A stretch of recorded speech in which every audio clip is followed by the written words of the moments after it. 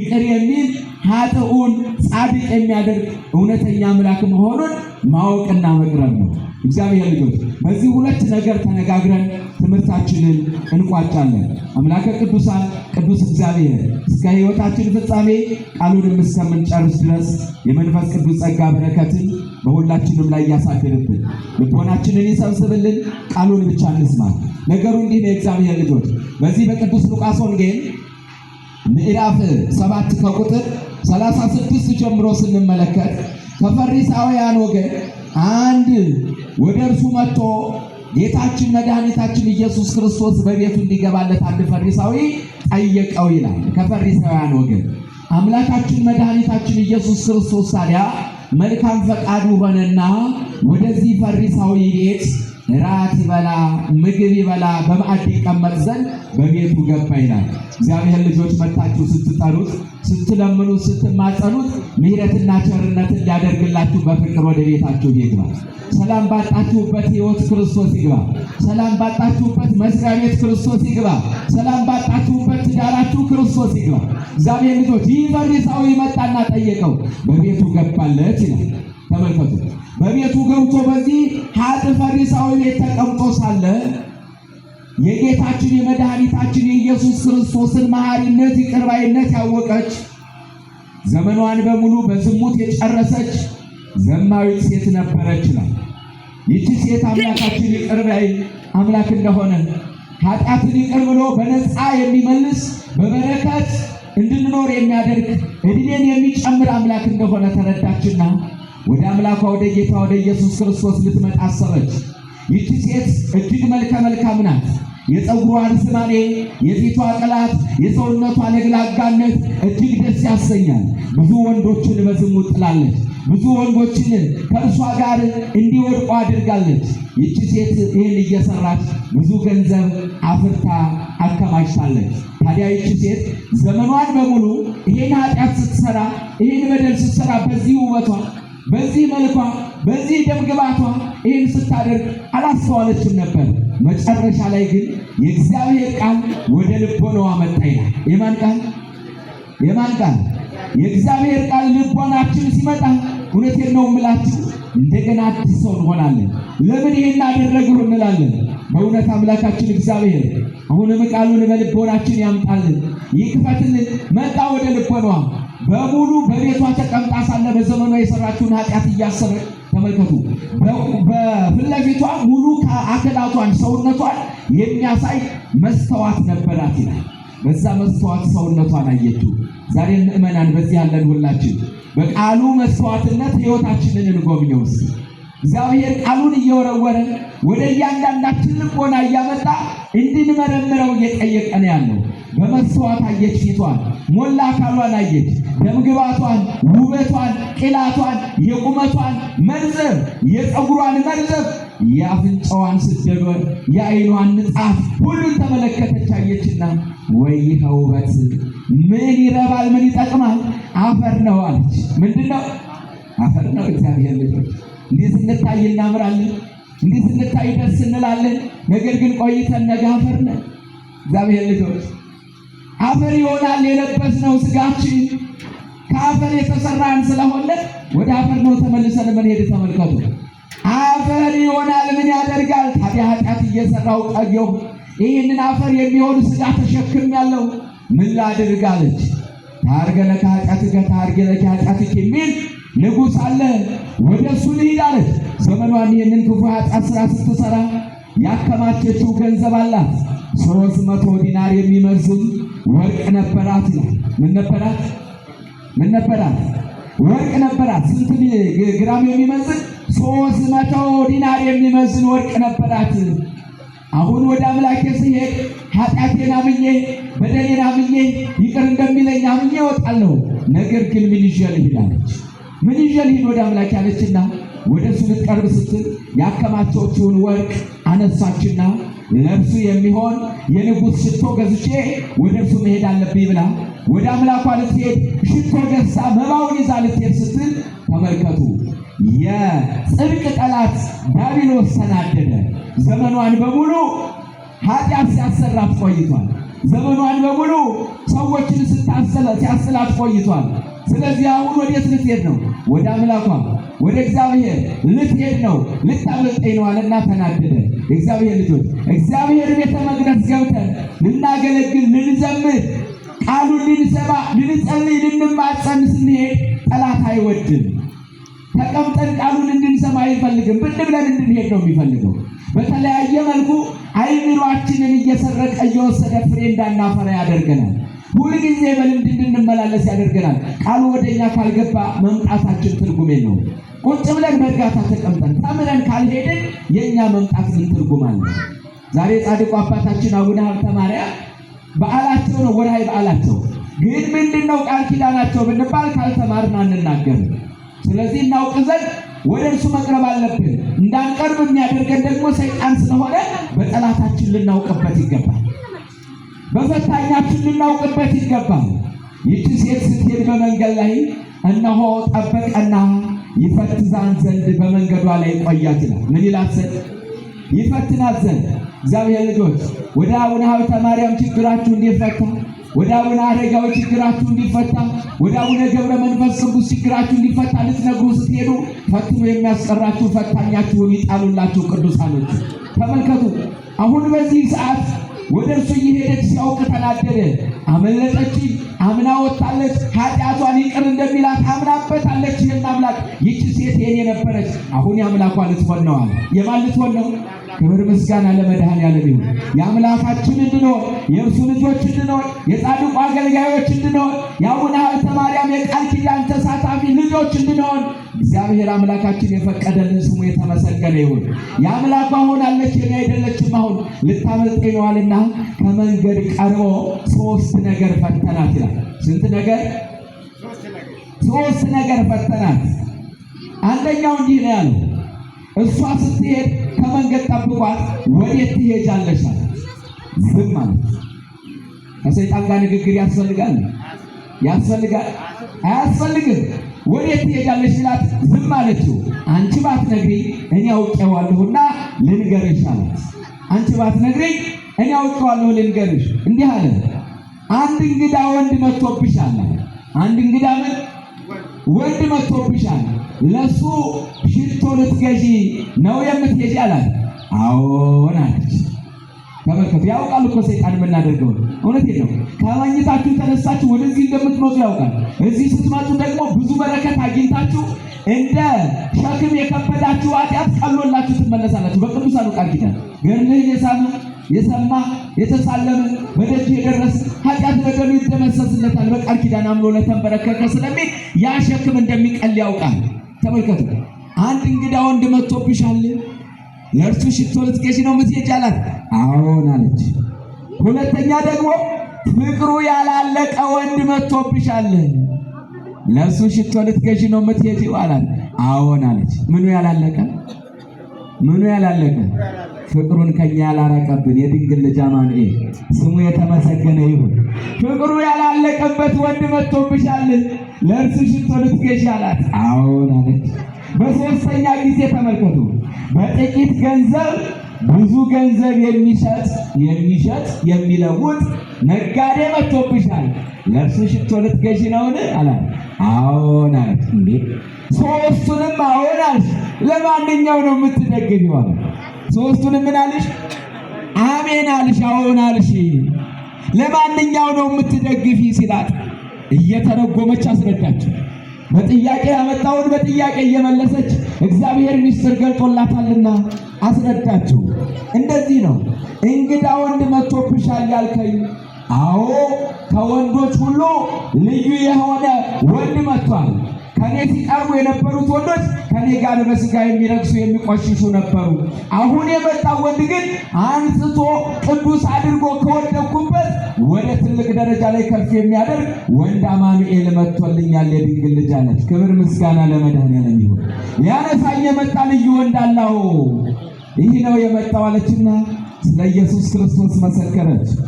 ሁለተኛ ደግሞ ተመልከቱ፣ ፍቅሩ ያላለቀ ወንድ መጥቶብሽ ሽቶ ልትገዢ ነው አልከኝ አለች።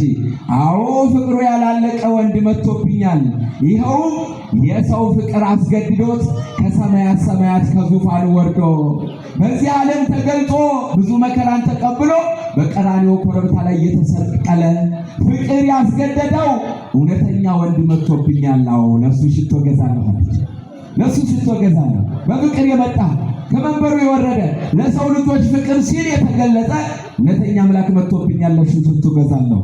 ሶስተኛ ተመልከቱ፣ በጥቂት ገንዘብ ብዙ የሚሸጥ የሚያተርፍ ነጋዴ መጥቶብሻል አልከኝ። አዎ መጥቶብኛል። ይሄም ማለት እኔ ብዙ ኃጢአት ሰርቻለሁ፣ በጥቂት ትሩፋት ግን፣ በጥቂት ስጦታ ግን፣ በጥቂት እንባ ግን ወደ እሱ ተመልሼ በማልቀሴ ግን ብዙ በረከትንና ዘላለማዊ መንግስቱን ይሰጠኝ ዘንድ የመጣብኝ ወንድ ይሄ ነው አለች። ተመልከቱ፣ የአማኑኤል ፍቅር ነው የገዛት። የመድኃኔዓለም ፍቅር ነው የገዛት። እስካሁን የገዛት ሥጋዋ ነበር። አሁን ግን ማን ገዛት? የማን ፍቅር ገዛት? የሰው ፍቅር አገብሮት ወደ ምድር የመጣው የተገለጸው የኢየሱስ ክርስቶስ ፍቅር ነው የገዛት። ተመልከቱ የእግዚአብሔር ልጆች፣ ዛሬም ቸርነቱ ጠብቆን ፍቅሩ ገዝቶን ነው ወደ ቅድስናው ስፍራ የመጣ ነው። ይቺ ሴት ኃጢአቷን አምና በደሏን አምና ወደ ክርስቶስ ቀረበች። ይምረኛል ይቅር ይለኛል ስትል ስትመጣ ደግሞ እውነተኛ መንገድ ስለሆነ ፈተናው በዝቶባታል። የእግዚአብሔር ልጆች፣ እግዚአብሔር አምላካችን የሚጠላው ኃጢአትን እንጂ ኃጢአተኞችን አይደለም። ኃጢአት እንዳንሰራ እንድንመለስ ይነግረናል። ነገር ግን ደግሞ አምኖ መመለስ የኛ ድርሻ ነው። በዚህ መቅደስ ስንመጣ፣ በመንፈሳዊ ሕይወት ስንመጣ ምናልባት ተስፋ የሚያስቆርጥ ፈተና ሲሰራ ልናይ እንችላለን። ከመቅደሱ የሚያወጣ ብዙ ነገሮች ሊኖሩ ይችላሉ። እነሱን አይተን መሸሽ አይደለም። እንደዚህ ኃጥእ ሴት መቅረብ ያስፈልጋል። የፈለግነው ኃጢአት የሚሰራውን ሰውዬ በኃጢአት ውስጥ የወደቀውን ወይም ደግሞ ኃጢአት የሚሰሩትን ሰዎች ሳይሆን ልናይ የምንመጣው ማንን ብቻ ነው? የቀራንዮውን ንጉሥ ክርስቶስን ብቻ። ሐዋርያው ቅዱስ ጳውሎስ በዕብራውያን 4 ላይ ኢየሱስ ክርስቶስን ተመልከቱ ብሏል። ለእምነታቸው ተስፋ ላጡ፣ አብነት ላጡ፣ መሪ ላጡ፣ እውነተኛ ሰው ላጡ ግራ ገብቷቸው ሲጨነቁ ቅዱስ ጳውሎስ ተገለጠና እውነተኛውን መሲህ ክርስቶስን ተመልከቱት አለ። ማንን ተመልከቱት?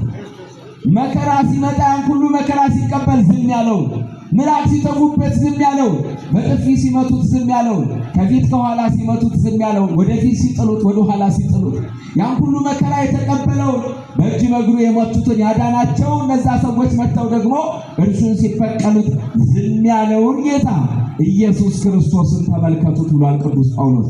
ይቺ ሴት የተመለከተችው ይሄንን ነው። ታዲያ በዚህ በፈሪሳዊ ቤት ክርስቶስ ተቀምጦ ሳለ ይቺ ሴት ያንን ሽቶ ልትገዛ ከገበያ ደረሰችና 300 ዲናር ወርቅ፣ ያንን 300 የሚመዝነውን ወርቅ ይዛ መጣችና ለባለሱቁ ሰጠችው። ለንጉሥ የሚሆን ሽቶ ስጠኝ አለችው። ለምን የሚሆን ሽቶ? ለንጉሥ የሚሆን የተመረጠው ቆንጆ ጻዕዳ ሽቶ ያለውን ሽቶ ስጠኝ አለችው። ንጉሥ ያንን ወርቅ ስታስቀምጥለት ያ ነጋዴ እጅግ አድርጎ ደነገጠ። ይህን በሚያክል ወርቅ ሸጦ አያውቅም። ቅናሽ የሆነ ወደታች የሆነ ሽቶ ዋጋውም የሚቀንስ ነበር ሲሸጥ የነበረው። ታዲያ ይህንን የንጉሥ ሽቶ ስጠኝ፣ ለንጉሥ የሚሆን ሽቶ አምጣ ስትለው በጣም ደነገጠ። ወርቁን ገንዘቡን ሲያይ እጅግ አድርጎ ደነገጠና በእንደዚህ አይነት የሚሸጥ የለም አለ። በእነሱ ዘመን አጭበርብሮ የሚሸጥ አልነበረ። እውነት ተናግሮ በእውነት የሚሰራ ነጋዴ ነበር የነበረው። ዛሬ የኛ ንግድ እንዴት ነው? ከመጣለን እውነቴን ነው ዘንፈን እናወጣለን እንኳን ተሰጥቶ።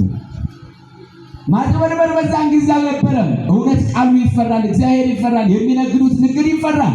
ዛሬም ግራማችንን ካልፈራን፣ እግዚአብሔርን ካልፈራን፣ ኑሯችንን ሕይወታችንን ካልፈራን ብዙ እናጭበረብራለን፣ ብዙ እናደርጋለን።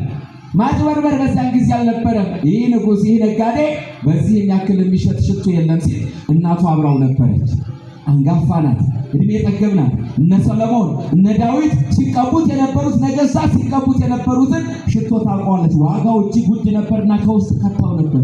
ተመልከቱ፣ እናቶቻችን እድሜ ጠገብ አባቶቻችን እኮ ሚስጥር ያውቃሉ። ፈርተው ነው የሚያገለግሉ፣ ተንቀጥቅጠው ነው። ተው አትዳፈሩ፣ እግዚአብሔር ቤት ተው እንዲህ አታደርጉ ይላሉ። እነሱ እድሜ ተሰጥቷቸዋል። እኛ ተዳፍረን እድሜያችን አጭር ነው። እግዚአብሔር ልጆች፣ በሽታው በዝቶብናል፣ ጭንቀቱ በዝቶብናል፣ ስደቱ በዝቶብናል። እናቱ ትመለከት ነበርና ከዛ ውስጥ አለልህ እነ ሰሎሞን እነ ዳዊት የተቀቡት ሽቶ አውጥተህ ስጣት አለችው። ያንን ገዛችና ደግሞ እየበረረች ስትሄድ ተመልከቱ፣ ጠላት አሁንም ከማን ቤት ሄደ? ከዚህ ከፈሪሳዊ ቤት ሄደና ብዙ ሰዎችን አስተባብሮ ይህች ኃጥእ ሴት ዘማዊ ናት እንዳትገባ ብሎ ተናገረ። ተመልከቱ፣ እንዳትገባ ሲል ጠበቃዎቹ አናስገባም፣ በዚህ ያሉ ሰዎች አናስገባም። እግዚአብሔር ልጆች ካንዱ ሲያልፉት ካንዱ መከራ ሲሻገሩ ደግሞ ሌላው። ይቺ ሴት የፈለገችው ክርስቶስን ነው። ሽቶ ልትገዛ ስትሄድ 3 አይነት ፈተና ተፈተነች። እዚህ ስትመጣ ደግሞ ጭራሽ እንዳገኘ። እግዚአብሔር ልጆች እንደው ከቤቱ ብንከለከል እጅግ በጣም ከባድ ነው እኮ ከመቅደሱ ውጡ ነበር። ፈተናው ብዙ ነው። ከተለያየ ድነት ከምናገኝበት ቦታ ድነት ፈልገን ብንመለስ ከባድ ነው። እንዳትገቢ ስትባል ይቺ ሴት እንባዋን እያፈሰሰች ለመነች። እኔ የምፈልገው ንጉሴን ነው፣ እኔ የምፈልገው አምላኬን ነው፣ እኔ የምፈልገው ይቅር የሚለኝ ነው፣ እርሱን ላግኘው ብላ ለመነች። ጉልበታቸው እየወደቀች እግራቸው እየወደቀች እየተንከባለለች ለመነቻቸው። መድኃኒት ለማግኘት ፈውስ ለማግኘት ደጅ መጽናት ያስፈልጋል። ጠንካራ ክርስቲያን መሆን ያስፈልጋል። ይቺ ሴት ይህንን እያደረገች ለመነቻቸው። እንደምንገባችና ገና ከእግሩ ስር ስትደርስ ከቤት ስትገባ ከዚህ ከፈሪሳዊ ደጅ ቤት ውስጥ ስትገባ ክርስቶስ ተቀምጦ አገኘችው። በክብር መድኃኔዓለም ይገለጽላችሁ፣ ምሕረት ቸርነቱን ያወርድላችሁ፣ ፈውሰ ሥጋ ፈውሰ ነፍስ ያድላችሁ ለሁላችሁ። በእውነት ስታየው ገና ተደረደረችና ከእግሩ ላይ ወደቀች። እንባዋን እንደ ክረምት ውሃ እያፈሰሰች ተመልከቱ። አልባስጥሮስ ብልቃጥ ሽቶውን ሰበረችና በፀጉሩ ላይ አርከፈከፈችው፣ በእግሩ ላይ አደረገች። በእንባዋ እያበሰች በዛ በረጅም ፀጉሯ እግሩን እያባበሰች በእንባዋ እያጠበች ማረኝ ይቅር በለኛለች። ምን በለኝ? አሁን ከቀረቡ በኋላ ይሄ ነው የሚያስፈልገው። አምነው ከወጡ በኋላ ይሄ ነው የሚያስፈልገው። ማረኝ በድያለሁ፣ የወጣትነት ዘመኔ በዝሙት ጨርሼዋለሁ፣ ሌላ ስራ ስሰራ ጨርሻለሁ። አሁን ግን ወደ አንተ መጣሁ፣ በምህረት ተቀበለኝ አለች። በምህረት ተቀበለኝ ይቅር በለኝ አለችው። ይሻለና አምላካችን መድኃኒታችን ዳሰስ አደረጋት። የድንግል ልጅ አማኑኤል ሁላችሁን ይዳሳችሁ።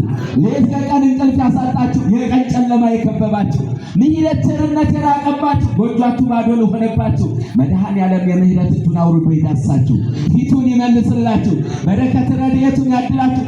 ዳሰስ ያደርጋት። እነዛ በዛ የነበሩ ሰዎች ታዲያ ተበሳችሁ፣ እቤቱ መጣችሁ፣ ገድሉን አዝላችሁ፣ ጸበሉን ተጠምቃችሁ፣ እምነቱን ተቀብታችሁ፣ ድነት አግኝታችሁ ስትሄዱ ሰይጣን ዲያብሎስ ይናደዳል። ተመልከቱ። በጎረቤቶቻችሁ ላይ አድሮ፣ በጓደኞቻችሁ ላይ አድሮ፣ እናንተን መሰሎች ሰዎች ላይ አድሮ ዲያብሎስ ይናደዳል። ይቺ ሴት ኃጥእ እንደሆነች ቢያውቅ ኖሮ እንዴት ይነካታል? ነብይ ቢሆን በተረዳ ነበረ። እንዴት ይነካታል? እኮ ይሄ እኮ ጸያፍ ነው አሉ። ከባድ ነው። ዘማዊን መዳሰስ፣ ኃጢአተኛን መንካት ጸያፍ ነው አለና ስምዖን ይህ ፈሪሳዊ ሲያጉረመርም ልቡን ክርስቶስ አየና አወቀበት ይላል። ምኑን አየና?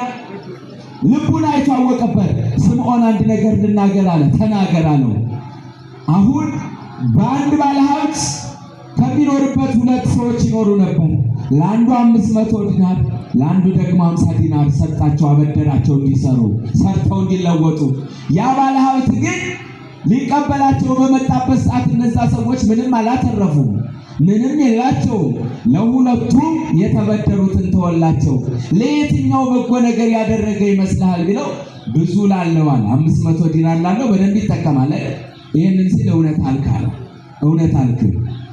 ዘመኗን ሙሉ በኃጢአት ብትቆሽሽ፣ ዘመኗን ሙሉ ክፉ ስትሰራ ብትቆይ አምላክነቴን ይቅር ባይነቴን አውቃ ምን አመጣለች ወደ እኔ። አንተም ደግሞ ኃጢአት ሰርተሃል አለ። አንተ ምን ብለሃል? እሷም ሰርታለች፣ አንተም ሰርተሃል። አሁን ሁለታችሁንም እኔ በምህረት ነው ያየኋችሁ። አትቀናሉ፣ በእሷ ላይ አትቅናባት። መልካም ነገር አደረገች። እኔ ካንተ ቤት ከገባው ጀምሮ ለእጄ ውሃም አላመጣም፣ አልሳምከኝ፣ ምንም አላደረግ። እሷ ግን ከመጣች ጀምሮ ስራ አልፈታችም አለ። ምን አላለችም? አዎ ዘመኗን አሰበችዋ። የዘላለማዊ ማረፊያዋን ቤቷን ስላገኘች ተደስታ ስራ አልፈታችም። የማያቋርጥ እንባዋን እያፈሰሰች ልመናዋን ጠንክራበታለች። እየተማጸነች እየለመነች ነው። በዚህ ጊዜ ተመልከቱ፣ ሁለቱንም እግዚአብሔር አምላካችን ይቅር እንዳላቸው እንደማራቸው ያሳየን። ስለዚህ ከዚህ ርዕስ የምንማረው የመጀመሪያው ምክንያት እግዚአብሔር አምላክ ይቅር ባይ አምላክ እንደሆነ፣ ኃጢአትን በደልን ደምስሶ በሰላም ሂዱ የሚል አምላክ እንደሆነ አምኖ ተረድቶ ወደ እርሱ መቅረብ ነው። ይቺ ሴት ቀረበች፣ ኃጢአቷን ምን አላት? ይቅር አላት። እምነትሽ አድኖሻል አላት ክርስቶስ። በዚህ ጊዜ ተመልከቱ፣ ስምዖን ቢያጉረመርምባት ጠላት ዲያብሎስ ቢፈትናት፣ የጠላት ፈተና የመንገዱ ሾክና ሜኬላ ቢበዛባት ያ ሁሉ የእምነቷ ጥንካሬ ማን ጋር አድርሷታል? ማን ጋር አድርሷታል? እግዚአብሔር ጋር አድርሷታል። እኔና እናንተ ስንፈተን ከቤተ መቅደሱ ውጭ ነው የምንመለሰው። እውነቴን ነው የምላችሁ። ግቡ መቅደሱ፣ ኑ ክርስቶስ ጋር ድረሱ። የፈለጋችሁት መምህሩን፣ የፈለጋችሁት ዘማሪውን፣ የፈለጋችሁትን እዚህ ያለውን አገልጋይ አይደለም፣ ክርስቶስን ነው ፈልጋችሁ የመጣችሁት አይደል? ስለዚህ ከውጭ አትመለሱ። ከዛ ግቡ መቅደስ አግኙት። ይችን ተፍረት ማርያም እንደገባች እናንተም ግቡ መቅደሱ። ይቅር ባይ አምላክ ነው፣ ይቅር ብሎ ይመልሳል። በዚህ በማቴዎስ ወንጌል ምዕራፍ 11 ላይ ስንመለከት 11:28 እናንተ ደካሞች ሸክማችሁ የከበዳችሁ ወደ እኔ ኑ ነው። ምናችሁ የከበዳችሁ? ሸክማችሁ የከበዳችሁ እናንተ ደካሞች ወደ እኔ ኑ፣ እኔ አሳርፋችኋለሁ ነው። እኔ ምን እላችኋለሁ? ያሳርፈን ዘንድ እንምጣ፣ ሰላም ይሰጠን ዘንድ እንምጣ፣ በረከትን ይሰጠን ዘንድ እንምጣ፣ እንባችን ይታበስ ዘንድ እንምጣ፣ በስጋችን በደላችንም እንፈወስ ዘንድ ወደ እርሱ እንቅረብ። ቀረበች፣ አመነችም። ከዚህ በኋላ ያን ሁሉ መከራ ጠላት እንደፈተናት ስለ አምላኳ እንደመሰከረች ያውቃል። በር ላይ አላስገባ እንዳሏት ያውቃል። ፈሪሳዊ ስምዖን እንዳጉረመረመባት ያውቃል። ያንን ሁሉ ፈተና አልፈሽ መጥተሻል፣ የሚገባውን አድርገሻል፣ እምነትሽ አድኖሻል አላትና በሰላም ጻድቅ ሆና በረከቱን ሰጥቷት ዕድሜዋን አርዝሞላት ወደ ቤቷ ገባች ይላል። እናቶቼ፣ አባቶቼ፣ እህቶቼ በእውነት ዕድሜያችሁን አርዝሞላችሁ ኃጢአት በደላችንን ይቅር ብሎን ደምስሶልን በሰላም የምንኖርበትን ዘመን ከልጆቻችን ጋር፣ ከቤተሰቦቻችን ጋር፣ ከወገኖቻችን ጋር ሀገራችንን ከጫፍ እስከ ጫፍ ሰላም አድርጎ ይጠብቅልን። እድሜን ለንስሐ ዘመንን ለፍስሐ ያድልን። ከዚህ በመቀጠል ሁለተኛው እውነተኛ አምላክ እንደሆነ ወደ እርሱ መቅረብ ያስፈልጋል። አምኖ ማለት ነው። ቅድም እንደተነጋገርነው ሁለተኛው ሐሳብ እግዚአብሔር እውነተኛ አምላክ እንደሆነ ማመንና መቅረብ ያስፈልጋል። ወደ እሱ ስንቀርብ ደግሞ ያጣነውን እናገኛለን፣ የራቀው ይቀርብልናል፣ የተሰወረው ይገለጥልናል፣ ባዶ ብንሆን ባዶነታችንን ይሞላልናል። ስለዚህ በእምነት እግዚአብሔር ሁሉን ቻይ እንደሆነ አውቆ ወደ እሱ መቅረብ ሁለተኛው ምክንያታችን ነው። በዚህም ውስጥ አንዲት ቅድስት እናትን እናንሳት። አሁን መጀመሪያ ላይ ያነሳ ነው ምንተፍረት ማርያምን ወይም በኃጢአት ዘመኗን የጨረሰችውን ያችን ኃጥእ ሴት እግዚአብሔር እንዴት ይቅር እንዳላት አይተናል። አሁን ደግሞ የምንመለከተው ንጽሕት ቅድስት ሆና ነገር ግን ፍሬ ስለሌላት የለኝም ብላ አስባ በራሷ ማለት ነው፣ ከእግዚአብሔር ገና አልመጣም፣ በራሷ ወደ እግዚአብሔር የሄደችን አንዲት ቅድስት ሴትን እናነሳለን። ይቺ ቅድስት እናታችን ዮስቴና ትባላለች። ማን ትባላለች? ዮስቴና በሉ እስኪ። ዮስቴና ማለት ዛሬ በዓላቸውን የምናከብርላቸው የአቡነ ሀብተ ማርያም እናት ናቸው። ጸሎትና በረከታቸው የሃይማኖት ጽናታቸው ይደርብን። ቅድስት ዮስቴና ተመልከቱ፣ ቅዱስም ስለወለዱ ነው። በቅዱሳኑ ስም ቅድስት ይባላሉ። ቅዱሶቹን ይወልዳሉ፣ የተቀደሱም ናቸው። ትዳራቸው፣ ሕይወታቸው የተቀደሰ ነው። ዮስቴና አንድ ቀን ትዳር ከአቡነ ሀብተ ማርያምን ሳይወልዱ ወደ አንድ ገዳም ብን ብለው ሄዱ። ሰው ዓለሙን ሁሉ ቢገዛ፣ ሁሉን ቢያተርፍ፣ ቢነግድ፣ ብዙ በረከት ቢኖረው ከእግዚአብሔር ጋር ከሌለ፣ ከእግዚአብሔር ጋር ካልሆነ፣ ከእግዚአብሔር ጋር የሚያገናኝ ነገር ከሌለው ምን ያደርጋል? ልሂድ ወደ እሱ አለችና ቀጥ ብላ ወዴት ሄደች መሰላችሁ? አንድ ገዳም ውስጥ። በዛ ገዳም እንደገባች እግዚአብሔር በጸጋና በቃል ኪዳን የጠበቃቸው ታላቅ መነኩሴ አባት አገኘች።